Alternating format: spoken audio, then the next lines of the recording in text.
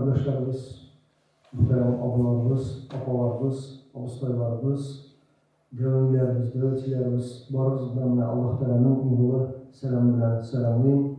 Şimdi bizim kazandağı Abdurrahim Utuzman'ın isimleri Altan Eşti'nin bizim imam hatibimiz Yusuf Hazret isminden barızlara zor kaynar selamlar ederiz.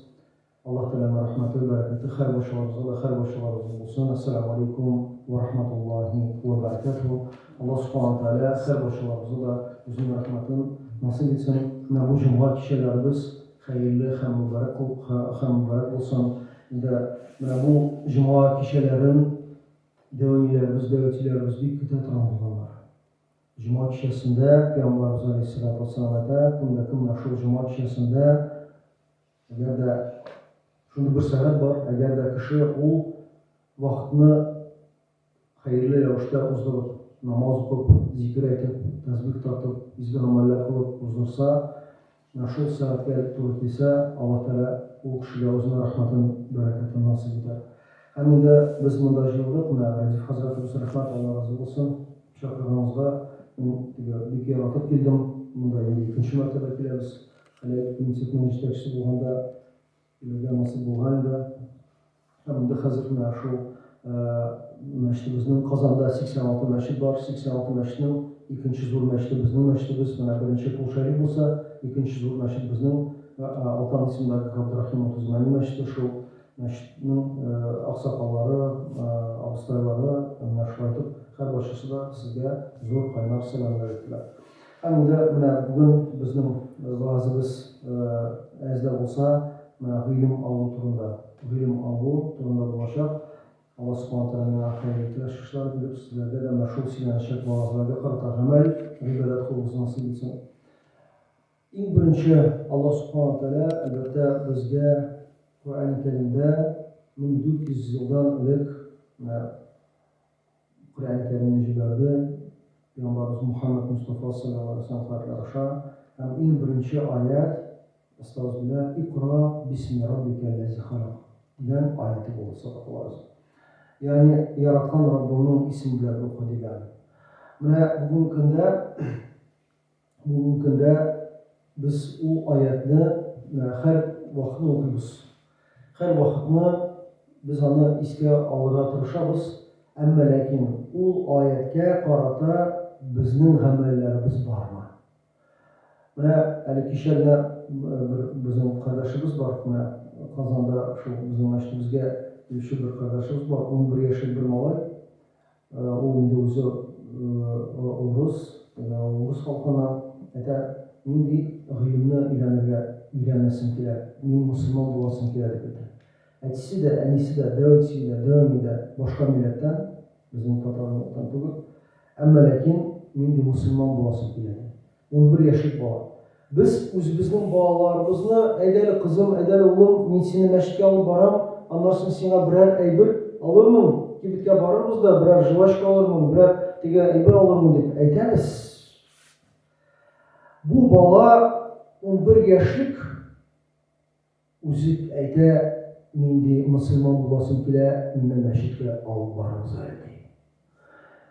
Mana bunda bu darsdan da bir yoqdan qarasang, u her kişide bilmegen, yani Peygamberimiz aytadi Aleyhisselatü Vesselam, "Utlubul ilme minel mahdi ilel lahdi." G'ilimni öğreniniz diye Resulullah sallallahu aleyhi ve sellem aytadi. Qachon boshlab? Tug'andan so'ng vafot bo'lgan sho'xatlar. Biz o g'ilimni o'zimiz, men o so'rovni o'zimizga so'rayman.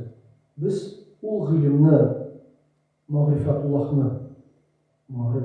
yani Allah Teala'nı biliyor, Allah Teala'nı tanıyor, o ilmi öğrendik mi? Biz özümüzge onu sindirdik mi? Özümüzün bağlarımıza sindirdik mi? Bağlarımıza aytamiz mi? Oğlum aydali meşikge, aydali ilimni alırga, aydali medresege bir elhamni öğrensen, bir kulhualarını öğrensen, bir ayet-ül kürsini öğrensen, devani подожди, мне я еще не созрел деп aytadi. Yaşlarga aytamiz, biz namazga kelibmiz.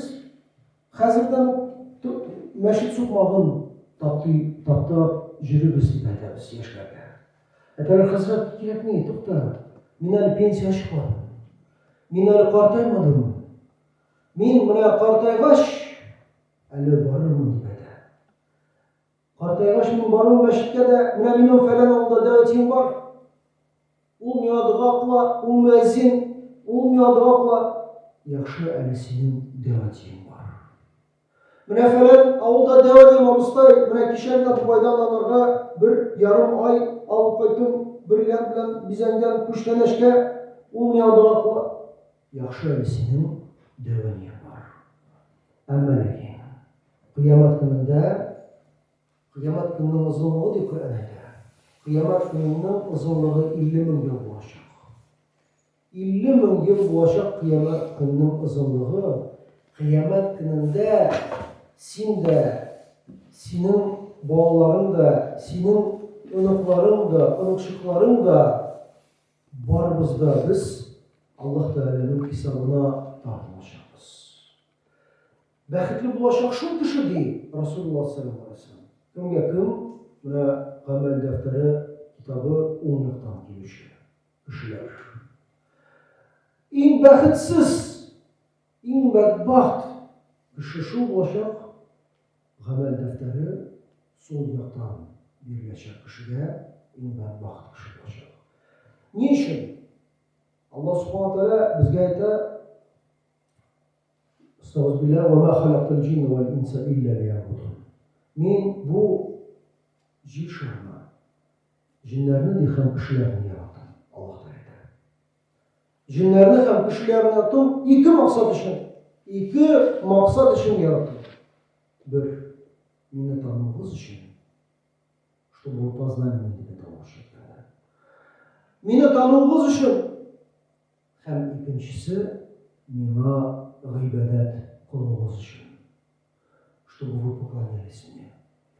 Һәр кеше мұнда отырған, бізді қарай тұрған апалар, абылар, қардашлар, сіңдәшләр үзенә менә шул сорауны сорарга тиеш. Мин Раббым Аллах Тәгаланы таныдыммы? Познал ли я своего Господа деп әйткәндә мушрикәләр. Мин аны таныдыммы? Хәзрәт Мәбит мен матур түбәтә бар. Менә монда менә матур киеме, монда менә берләр белән бизәнгән менә ярым ай бар. Менә бит мөселман бит. Шуңа кулы юк. Гамәл бар. Хит бер мәртәбә мөбрин булган маңгай белән сәҗдәгә барып Аллаһ ризалыгы өчен җылаганың бармы? Хит бер мәртәбә Аллаһ Тәгаләдән сораганың бармы? Алма піш, аузыма тіш. Болмайды? Болмайды. Нишәгә кирәк? Ағашны отыртырга кирәк. Нишәгә кирәк? Ағашны сибәргә кирәк. Ағаш үсәчәк, аның җимешләре үсәчәк. Ул җимешләрне алып, жуып, турап, ул вакытларына ашап була. Шуңа күрә җәннәт тә арзан түгел. Җәһәннәм дә кирәксез түгел. Җәннәткә керү өчен бераз эшләргә кирәк. Ул кай вакыт менә безнең муфти хәзрәтебез әйтә, шундый мисал әйткән ишкәнез бардыр. Теге шундый сорау бар. Әйтә, кая җиңелрәк керергә? Җәннәткәме, җәһәннәмгәме дип шундый сорау сорый.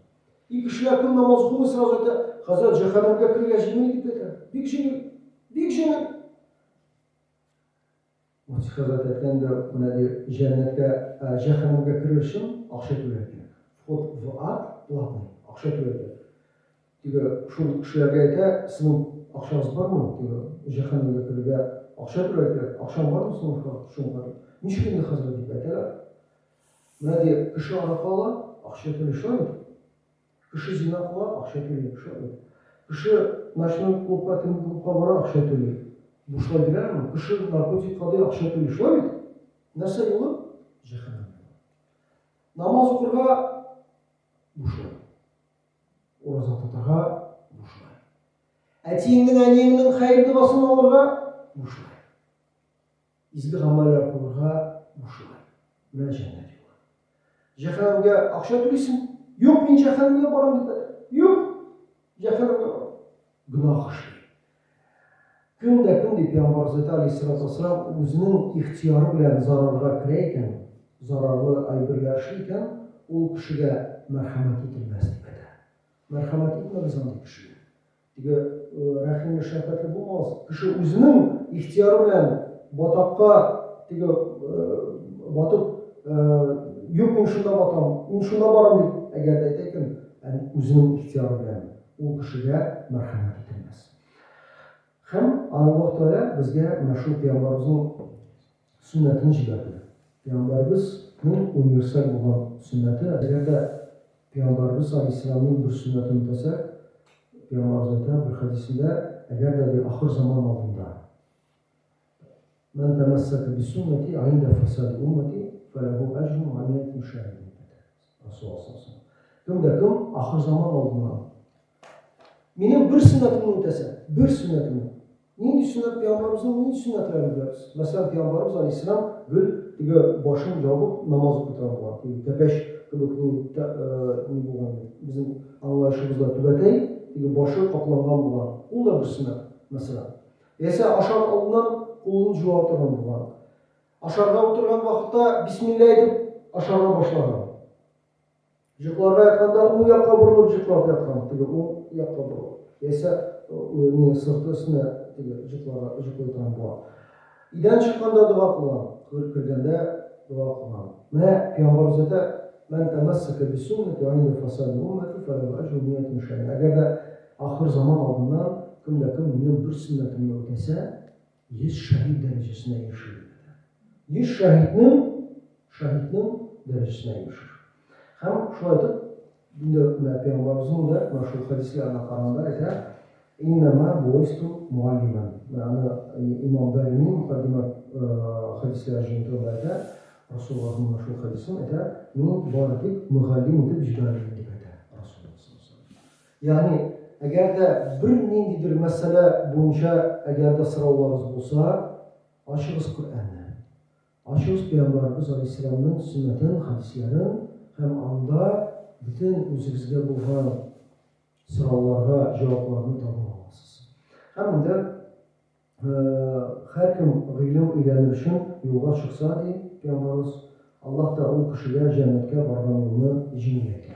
İmam Tirmizi ilim hadisler cintonda 19. hadiste getiriler. Kimle Allah Teala'nın ulaşarken kazağa barasınlar. Yeyse boltaşka barasınlar. İlim alırlar. Yeyse bir mahalleden ikinci mahallege ilim alırlar barasınlar. Allah Teala sizge cennetke barga turan yolunu cimriyeti.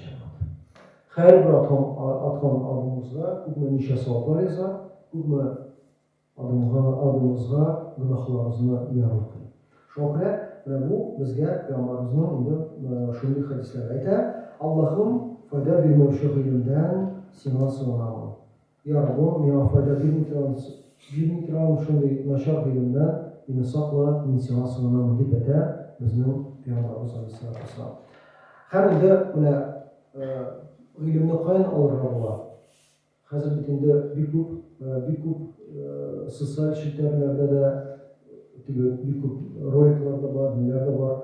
Şimdi bizim Tatarstan Müslümanlar Zeyni Hazretleri'nde de biz huzur televizyonisi var. Anlarsın türlü sosyal şirketlerimiz var. Hem şu sosyal şirketlerde bizim Hanefi mezhebi boyunca bizim ata-babalarımız nişik muhameler kılganlar, nişik alar muhameler kılganlar, namaz kılganlar, nişik urazat tutganlar hem başka şu meselelerdir. Bir başka meselelerini alar şu dürüst bulgan şıvanaklardan alıp faydalı dürüst bulgan bilimlerini yönetmenler. Hem inde alimler, peygamberlerinin varisleri el-ulemâ'u varasatul enbiya. Peygamberimizin eğer de karasal sünnetine o vaxtda mezhepler bulmadan, Peygamberimiz vaxtında mezhepler bulmadan, bütün kişiler kurganlar, sahabeler, niçin Peygamberimiz namaz okuyor, niçin dua kılıyor, niçin jıklarlar, niçin dinde var, niçin de anlarsın da Peygamberimizden sınıfilesi bulgan nesiller, niçinler akın kümmülete Peygamber şulayet namaz okuyor, kulağını kutargan kümmülete, kuğusuna hatlı kutargan. Peygamberimizin so'ng keluvchi nasllar, payg'ambardan so'ng kelgan shu ulamolar, olimlar, ular bizga nechuk durust namoz o'qirar ekanini bizga ko'rsatganlar. Biz yoshlarga aytamiz, aytamiz namoz o'qiydi. Aytadi, Hazrat еще не созрел. Ya пока tema güzel deydi. Ulu yaştaki babalarga aytamiz, abi, apa, canım aytamiz, namozga kelamiz. Ayta, Hazrat mening oyoqlarim bor deydi. Mening qo'llarim qildi. Men agarda yosh bo'lgan bo'lsaydim, men bor edim deydi. Men nega avtobusga, nishanchi nomer avtobusga o'tirganimda unutdim deydi. Shunday deydi. Ham yoshlarga qaraymiz. Yoshlar tilaklari yo'q.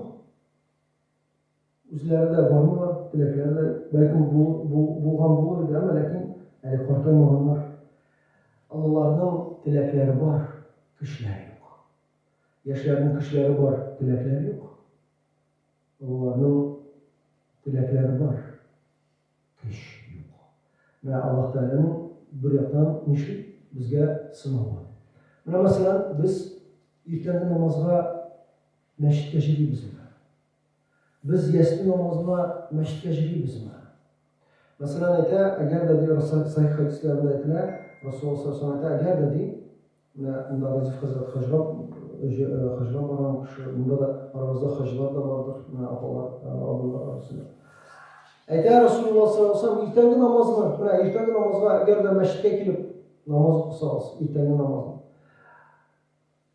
ham farz namozini o'qigandan so'ng bir kun bilan da silashmisha, tasbihimizni tortib o'tirsangiz, zikringizni aytib o'tirsangiz, ham quyosh chiqqan ketsangiz deydi. Quyosh chiqqandan so'ng qarasiz. Quyosh chiqqandan so'ng mana quyosh bir 20 minut, bir yarım saat belki vaqt. Quyosh chiqqandan so'ng deydi, 2 rakat namoz o'qisangiz. Nafile 2 rakat namoz o'qisangiz. Abaylar, Peygamberimiz aytadi, tulu g'imra ham xosh. Tulu g'imra ham xosh savobin olursiz deb aytadi Rasululloh sollallohu alayhi vasallam. Ve bizga tağda yaxshiroq aytadishi yo'q. Kimdir aytadi, Hazratning barakatining har kishining g'imrida bir martaba Alloh rizosi uchun shu uzun hajni qilib yashaydi. Ammo lekin kishining kishi bo'lmasa, kishi agarda ya bu miyada nasib et hajga borga, sening didoring puliga Makka-i Mukarrama, Madina-i Munawvaraga borga nasib et deb aytadi, ammo lekin kishi yo'q. Mana sizga fursat ertangi namozingiz har kuni shu bizga fursatni Alloh taolo beradi.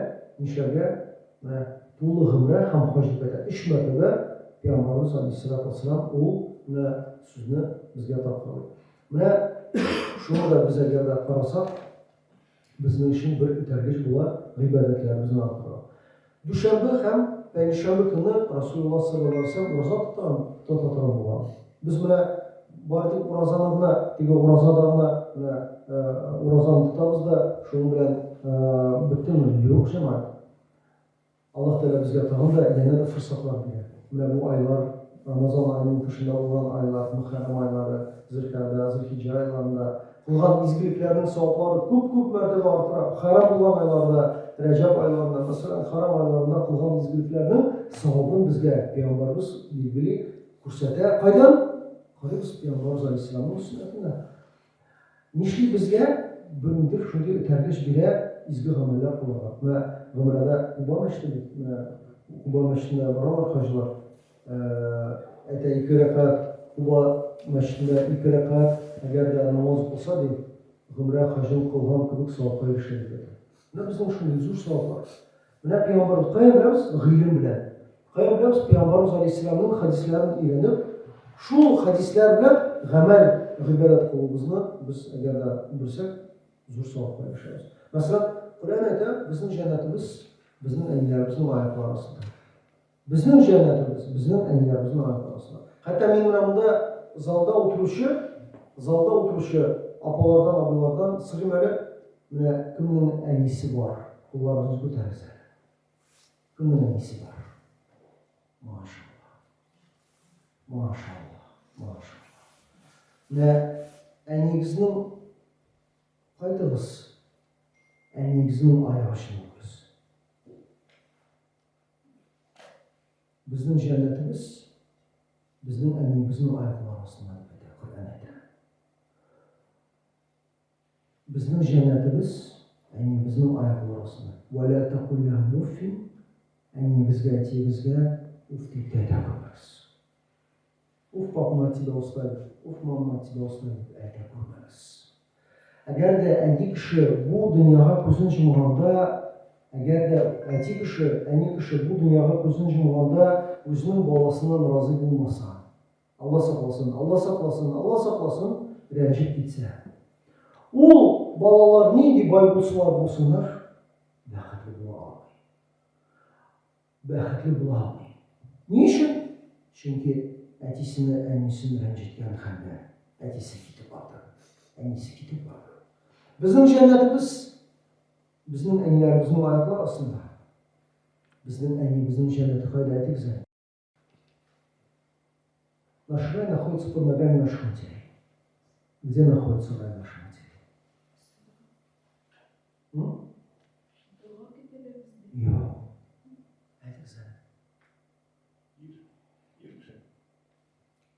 Bizim cənnətimiz, bizim ənlərimizin ayaqlar arasında. Bizim ənimizin cənnəti, bizim ətimizin rizalığında. Əgər də bizim ətimiz, yəni sizin xəlal cüftünüz, əgər də etsə, xatınım, mən sindən razı buldum, qaraz, mən şu cümləni bir qayda, bir qaşanda unutmağız. Əgər də sizin iriniz, xəlal cüftünüz, bir günə bitsiz kiyavga çıxdınız, vышли замуж. Kiyav xatınıza çıxmadı mı, şöyle? Xatın qız kiyavga çıxdı, şöyle? Bulğalı mı? Замуж.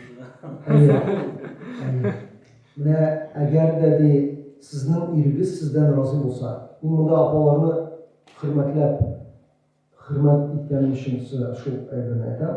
Əgər də sizin iriniz sizdən razı olsa, etsə, xatınım, seni naşatdın, içirtdin, giyindirdin, qaradın, maturum, cimişim, qoyanım, matur sülər etdin. Mən sindən razı buldum deyib etsə, iriniz etsə, mən sindən razı buldum deyib etsə. Bu bir. Bu bir. Bu bir.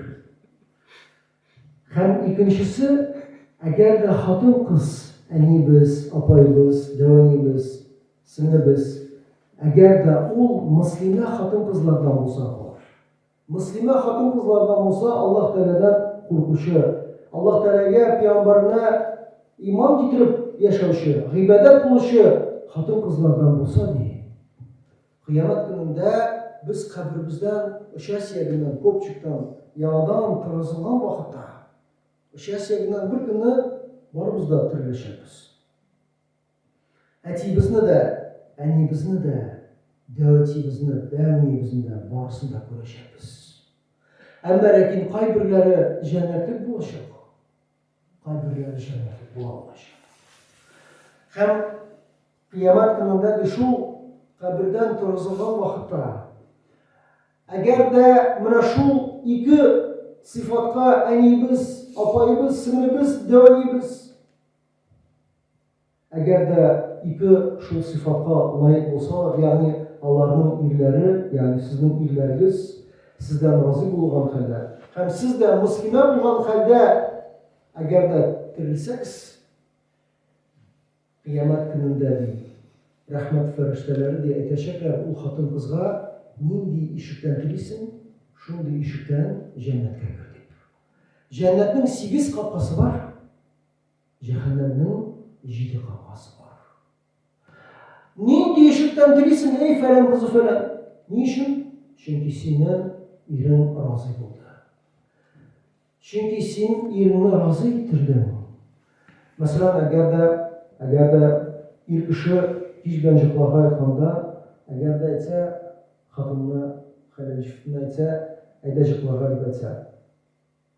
Həm anın xələl cifti, anın zakonlu xələl cifti, əgər də etsə, yox, mən əli tırnaqlarını boyamadım, yox, əli mən televizor qarmadım, mən əli dostuma şaltratmadım, ənimlə siləşmədim, apayımla siləşmədim, etsə. Tam atqan şəvaxətlidir, o xatın qızına ləhnət edələr, fəriştələrdir. таң атқан шақ. Шуңа күрә хатын кызның жәннәте аның иренең ризалыгында. Ир кеше әгәр дә үзенең хатынына матурым дисә, җимешем дип әйтсә, хәләл эш биткәен дип әйтсә, матур сүзләр әйтсә, садака биргән кебек савапка ирешә. Хатын кыз ашарга пешерсә, иренең өйгә хәләл булган ризыкларны алып кайтып, ул хәләл ризыклардан үзенә, балаларына, иренә ашарга пешерсә, өйдә бөтен өйне чистә пөхтә кылса, ире алдында, балалар алдында садака биргән кебек савапка ирешә. Ир кеше ризык алып кайта, садака биргән кебек савапка ирешә. Хатын кыз ул ризыкны пешерә, ире алдында, балалар алдында савап эшли, садака биргән кебек савапка ирешә. Бөтен гомеребез садака биргән кебек үтәчәк. Аллаһ Тәгаләнең рәхмәте белән. Без ике намаз арасында, мәсәлән, хәзер акшам намазы укыдык, ясир намазы укышабыз. Ике намаз арасында менә хәзер вәгазь сөйләнә. Аллаһ Тәгалә зикр ителә. Ике намаз арасында кылган изгелекне Аллаһ Тәгалә намаз укыган кебек савапка ирешә. Ясир намаз укыдык, йокларга яттык. Иртә белән иртәнге намазга тордык, ике намаз арасында йокладык бит. Үзебезнең хатыныбызга, иребезгә садака бирдек. Ике намаз арасында кылган шул гамәлне Аллаһ Тәгалә намаз укыган кебек савапка ирешә. Бөтен гомеребез намаз укыган кебек үткән була. Һәм башка менә аны теге хаҗ турында, ике хаҗ арасында кылган теге гамәлләрне Аллаһ Тәгалә начар гамәлләрне гафу итә, хаҗ кылган кебек савапка ирешә дип, аны хәдисләр бар. Һәм бөтен гомеребез изге гамәлләр кылу белән үткән булачак. Шуңа күрә утлубул илма минәл мәхди иләл мәхди. Гыйлемне өйрәнегез туганнан соң үлгәнчегә хәтле, соңгы сулышларга. Һәм шуны әйтәсем килә, менә бер көнне без бу дөньяда, без ике тамчыдан бу дөньяга килдек. Бу дөньяда яшибез, бер көнне без бу дөньядан чыгачакбыз. Иң мөһим сорау бар барыбызга да. Иреккә дә, вәлигә дә, галигә дә, мансурга да, әлфинурга да, гомәргә дә, барыбызга да бик мөһим бер сорау бар. Без бу дөньядан чыкканда ничек чыгачакбыз? Соңгы сулышларыбыз нинди булачак? Без хәзрәтләрне теге Казанда булсын, башка теге районнарда булсын хәзрәтләр бар тик мондый матур мәҗлесләргә чакырганнар. Әйтәләр, хәзрәт, килеп китегез әле. Кеше авыр хәлдә ята, менә скорая помощь килде, кулларын селки, килегез әле, укып алыгыз әле, бәлкем җиңеләеп китер. Кеше үлем түшәгендә ята, җәмәгать, мин бу квартираны кемгә калдырам, бу машинаны кемгә калдырам, авылдагы пенсиям, авылдагы ем кемгә кала, банктагы пенсиям кемгә кала, дип вафат.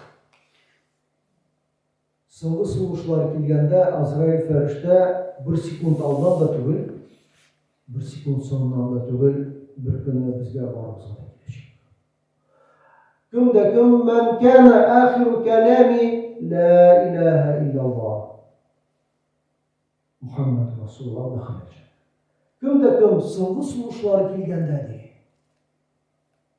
Ла илаха иллаллах Мухаммад Расулуллах әйтсә, җәннәткә керәчәк.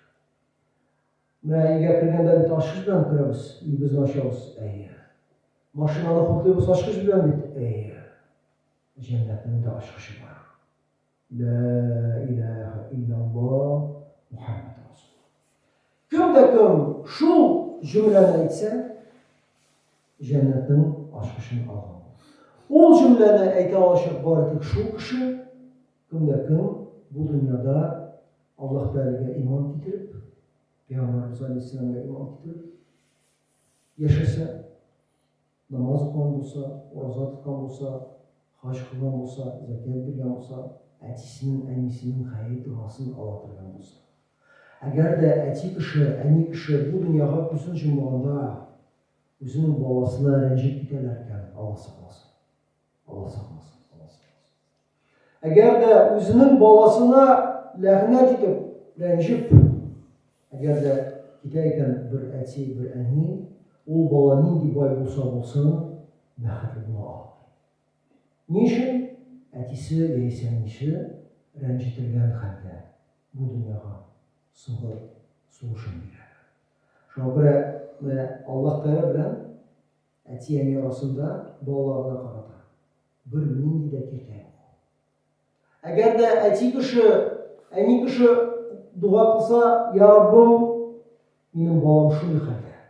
Ya Rabbim, balalarıma xeyirli turmuşlar bir. Ya Rabbim, Allah'a ülfət, müxəbbət nasıl deyib etsə. Allah Teala əti qışının, əni qışının duasını heç bir vaxtına geri qaytarmıyor. Biz kişilerle Allah Teala arasında 70.000 fərdə var cəmaət. 70.000 fərdə var. Ama lakin biz kişilerle Allah Teala arasında bağlarımızı qarata bir mindi də kirdə yox. Əgər də izgə dua qılasıkən anı qabul edə, Allah saqlasın, Allah saqlasın, Allah saqlasın. Əgər də lənət duası, bəddua qılasıkən anda qabul edə. Şuna görə biz özümüzün bağlarımıza gül yaxşı dualarını qıladıq. Niçin? Hazreti Uminu tamamı, benim sözümü tamamı şəkildə naşar kişiler bincili dua qılanlara. Dua qılanlara belki Allah Teala bir günü sen bu dünyada bulmasan da o Allah Teala'nın rahmeti bilen naşarlıktan yaxşı əməldə düşər. İmanğa gülər, həmsina duaşı bana olub qalır. Əgər də naşar dua qılsalar, o duanı da Allah Teala qabul edə. O duanı da Allah Teala qabul edə, çünki əti kişinin, əli kişinin duasını Allah Teala heç bir vaxtını geri qatar. Hem ikinci türlü münatağın kişi var, bunun duasını Allah Teala qabul edə, o da olsa musafir kişi. Musafir kişi, belki vaxtlarda əgər də xatırləsəniz, dəvətçilərimiz, musafirlər olan kişilərine, nə də güzələ Ömer abi, Elfin Avrupa kırı güzəldir, nə də güzələ oturup bir dua qılı bəli. Hatırlısın mı? Nə güzələ bir dua qılı bəli. Etələr bir dəvəmlər. Qayın ki, şu kişilərdən duasını Allah Teala qabul edə. Musafirinin duası Allah Teala hiç şüphesiz kabul edir. Yani üçüncü türlü kişi günün Allah Teala duasını kabul edir, o da olsa rencitilgen, imsitilgen kişinin duası.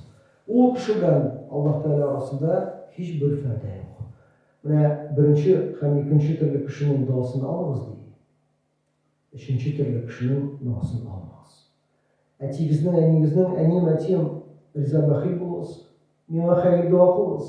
Sizin duağa muhtacman ətim, ənim deyib, özünüzün bağlarınızға yaxşı, pozitiv dua qılınız.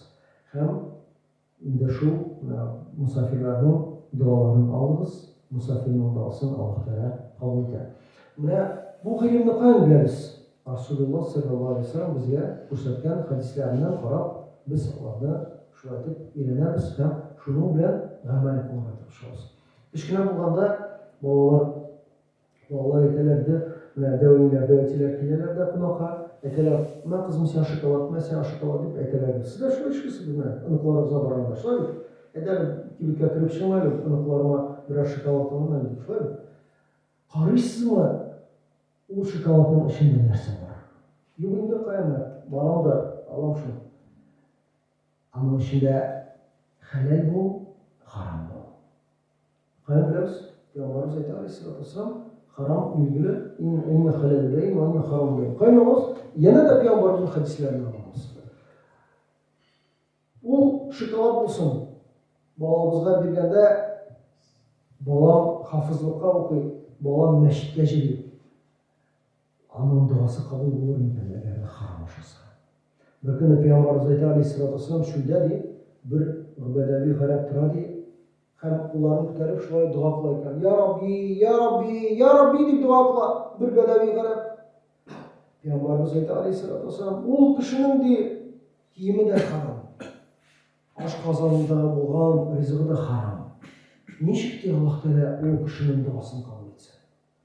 Eğer de haram boğan rızığı bilen biz özümüzünü aşatsak, ailemizni aşatsak, 40 gün duamız kabul olmuyor. 40 gün Аллах Тәала безнең дуабызны кабул итми алсакласын. Ничек хадис бар? Яна да шул гыйлемне өйрәнәбез.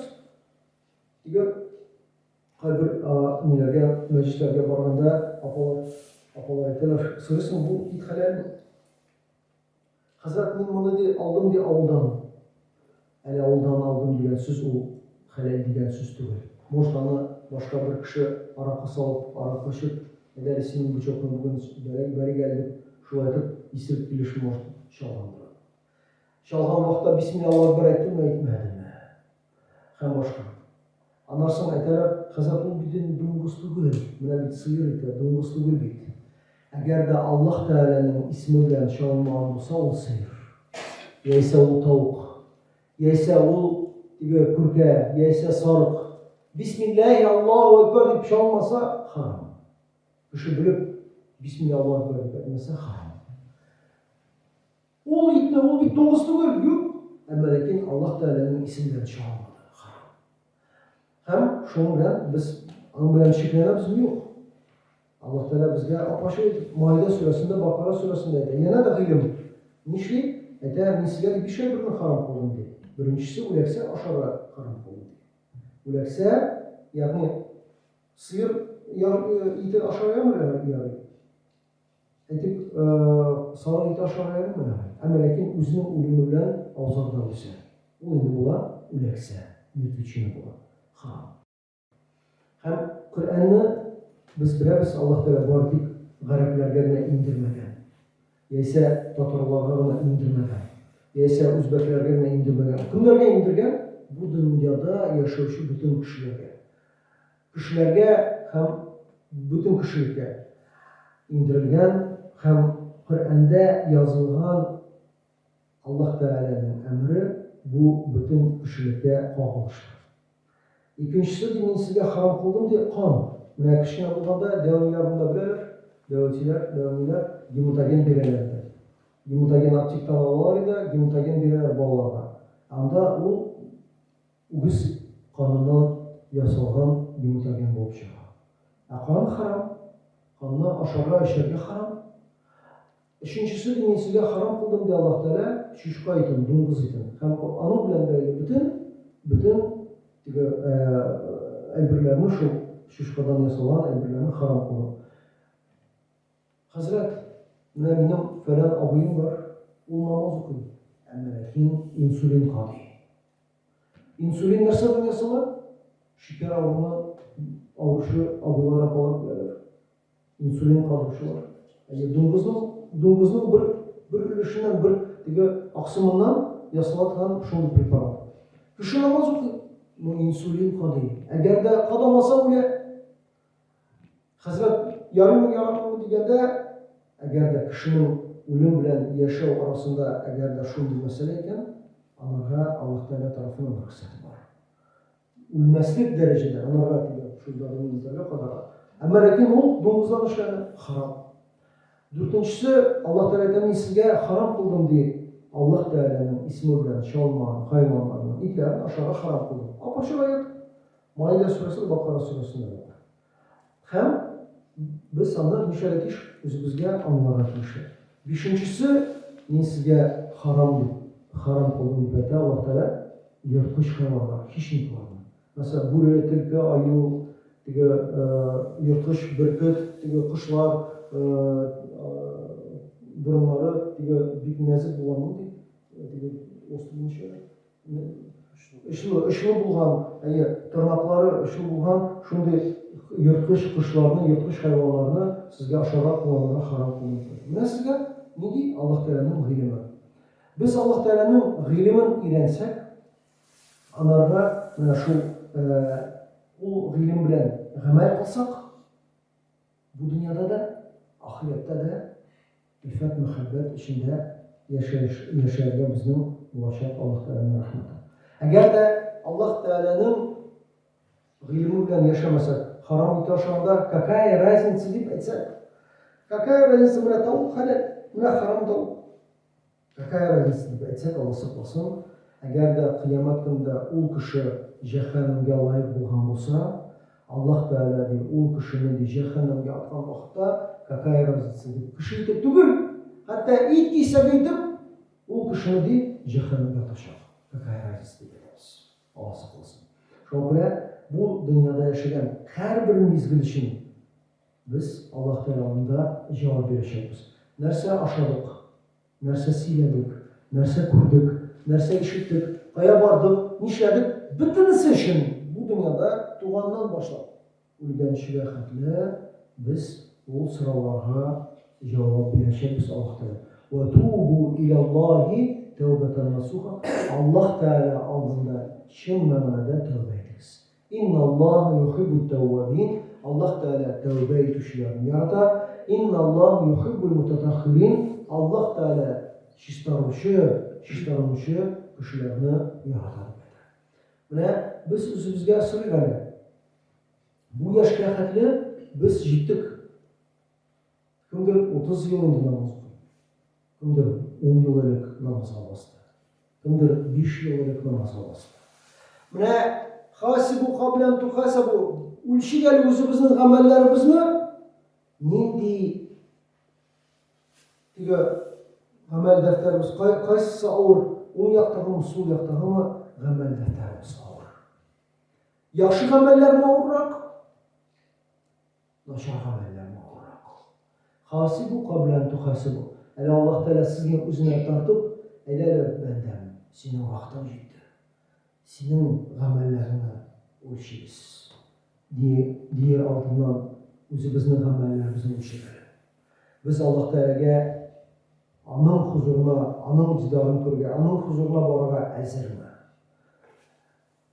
Bir kuni Azrail farishta kelajak. Bir sekund oldin da tugul, bir sekund so'ndan da tugul.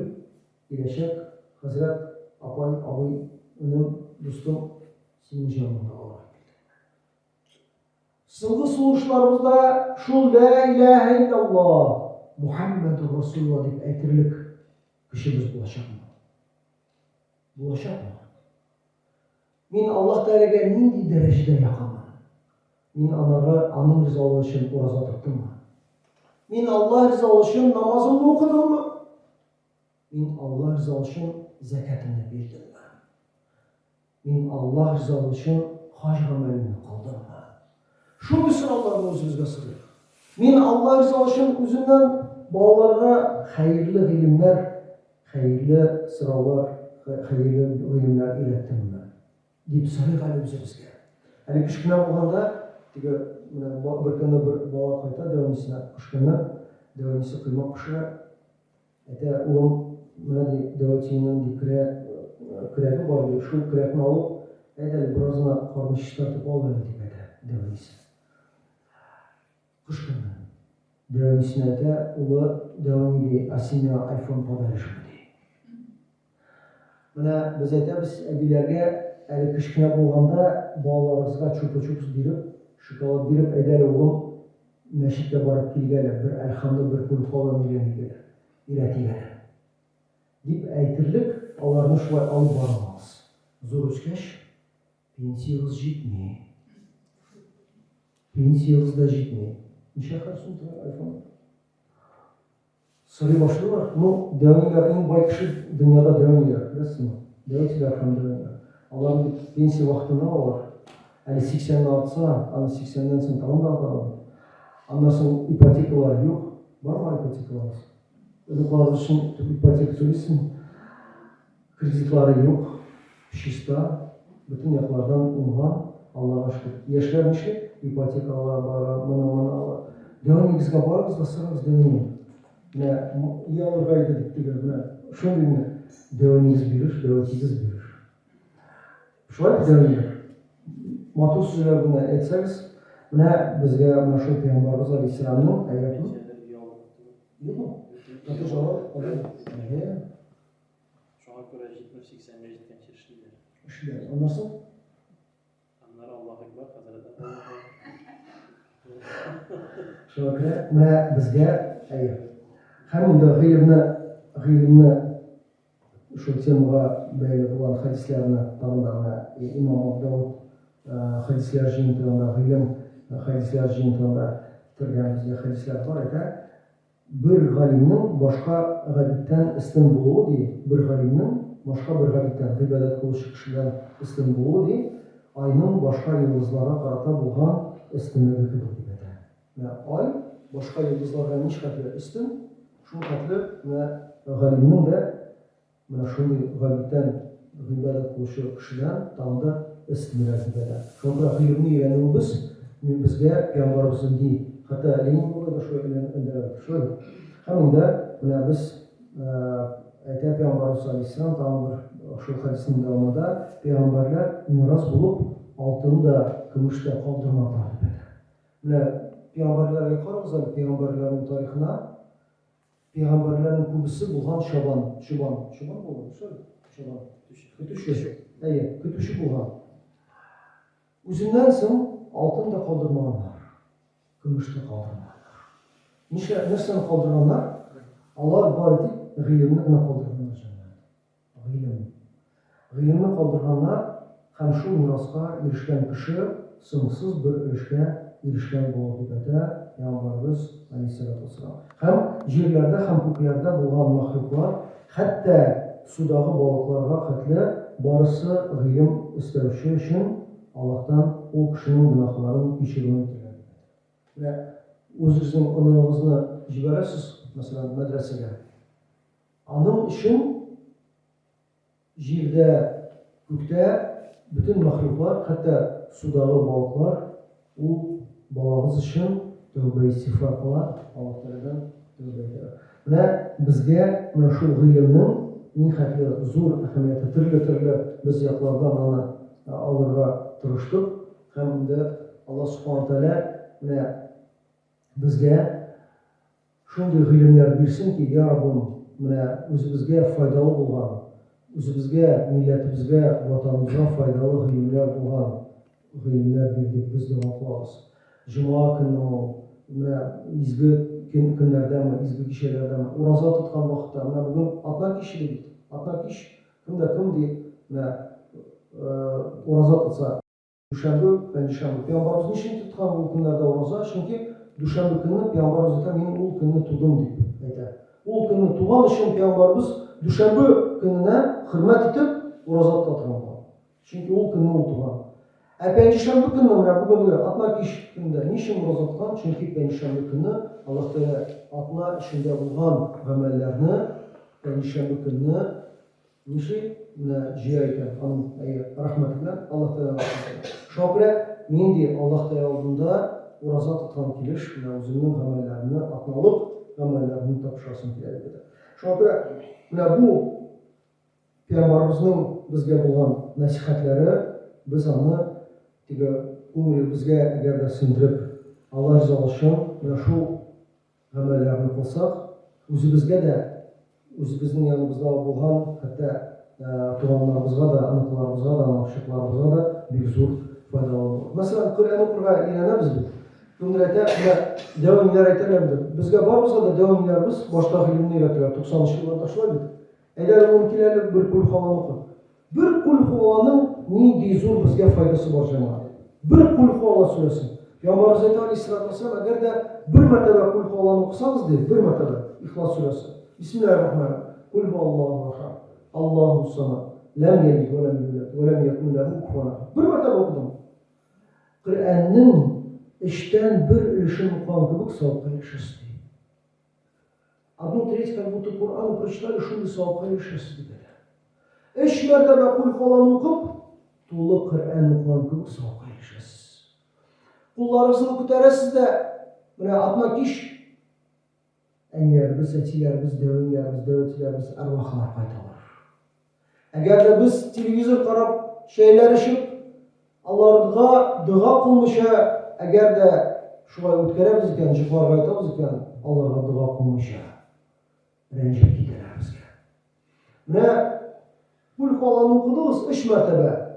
Allah Teala'nın rahmetiyle ya Rabbim, bu mindən dua ümidiyatçı, Gaziz Ətim falan o falan. Gaziz Ənim falan kızı falan. Allah ruhlarına işləyib, ruhlarına şart qılıb ətəriz. Özünüz də tanışlanasınız. Allah da tanışlanar. Yani bizim bir hazretimiz bunun turunda bir hazretimiz Kazanda шундый bir мәҗлескә барган, bir көнне чакыралар bir мәетне озатырга. Bir мәетне озатырга чакыралар. И ул мәет теге 23-24 яшьлек bir малай. Гаиләдә бердән bir малай. Бердән bir малай вафат була. Bir хәзрәтебезне чакыралар, ул мәетне озатырга бик күп кеше килгән. Бик күп кеше килгән ул малайны озатырга. Дуслары, туганнары һәм башка. Хәзер бу малайны озаталар. Озаталарда теге 3-се, 7-се була, анасын кыргына чакыралар бу хәзрәтне. Бу хәзрәтне чакыралар кыргына да ул хәзрәтне иде кергән хутта каршылый ул малайның әнисе. Әле вафат булганда теге мәтәм эчендә теге кәефсез шундый аска караш шундый хәлдә торган апа кыргына чакырган вакытта хәзрәтне каршыланда елмаеп каршылый. Әйтә беләсезме ди хәзрәт, безнең бит улыбыз ди исән дип әйтә. Безнең бит исән бит ул әйтә дип әйтә. Хәзрәт әйтә, мин бит үзем аны җирләдем, мин теге ничек мин беләм ди ул вафат булган. Әмма ләкин минем өчен ул бит исән дип әйтә. Ничек инде менә ди кыргына хәтле ди. Кыргына хәтле мин бер төш күрдем дип әйтә әнисе, шул малайның әнисе. Ул төштән улым килде ди, аппак киенгән, матур киемнәр кигән. Әнием миңа монда бик рәхәт. Монда бик яхшы, бик рәхәт дип әйтә әнисенә төшендә. Без бит менә барыбыз да әтиләр, әниләр, дәүәтиләр, дәгъиләр. Телибез безнең әгәр дә бер теге хрущевкада торсак, балаларыбыз коттеджда торсыннар. Автобуста жүрсәк, балаларыбыз машинада жүрсеннәр шулай. Монда баласы киткән бит инде. Но аның иң матур рәвештә күрә әнисе. Һәм әйтә, ул малай әйтә әнисенә төшендә, әним ди, әтимә әйт ди. Үзе эшләргә теләгән эшне эшләмәсен, юкса безнең белән булмаячак. Үзе эшләргә эшне нинди эш аның морадында, максатында булган булса, аны эшләмәсен, юкса безнең белән булмас дип әйтә әнисенә. Һәм төше тамамлана, иртән торгач ул апа ул төшне бәйнә-бәйнә үзенең хәләл җифтенә иренә сөйли. Менә шул әтимә әйт, шул әйберне эшләмәсен, үзе теләгән эшне эшләмәсен, юкса безнең белән булмас дигән вакытына сүзенә хәтле килгәндә әтисе җырлый башлый. Мәгәр вафат булганнан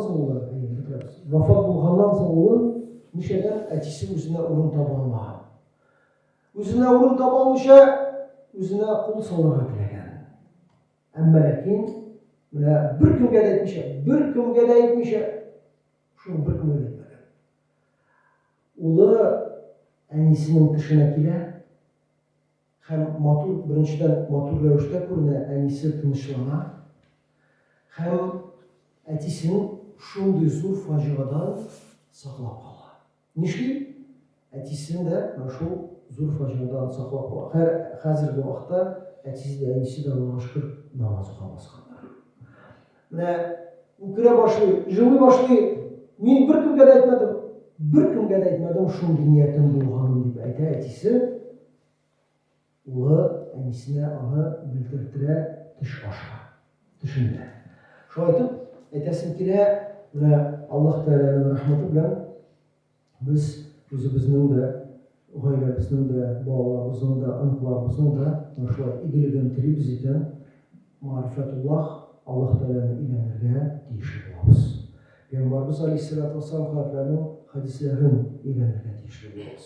Гыйбадәтләребезне арттырырга тиешле булабыз. Бу безнең өстебездә булган бурыч. Һәм шулай итеп, Аллаһ Тәгаләнең рәхмәтендә булуыбызны Аллаһ Тәгалә һәр башларыбызга да насыйп һәм нәсәп кылсын. Һәм дә Аллаһ Тәгалә гыйлем алыр өчен юлга чыккан кешегә җәннәткә бара торган юлны җиңеләйтер дип әйтә. Җәннәткә бара торган юлны җиңеләйтер. Нинди файдалы, хәерле, бәрәкәтле гыйлемнәр булсын, шул гыйлемне алырга, хәтта башка авылга барасызмы, башка шәһәргә барасызмы, Allah Teala sizge de o yolunu cemiyete, dersten de bereketli kıla, hem faydalı kıla. Hem de bu Allah Teala'nın rahmeti 70 mertebe Allah Teala Kur'an-ı Kerim'de ilim sözü bizge aşıklap ko'rsata 70 mertebe. Unda ilim bilişi ilim bu, ya ilim öğrenişi bu, ya Allah'ın sözüne kulak salışı bu, ilimge hem ilim ehline mehabbetli buldu. Tek beşincisi bulma, halak bulsun dipete. Bizge yine de şu Resulullah sallallahu aleyhi ve sellem'in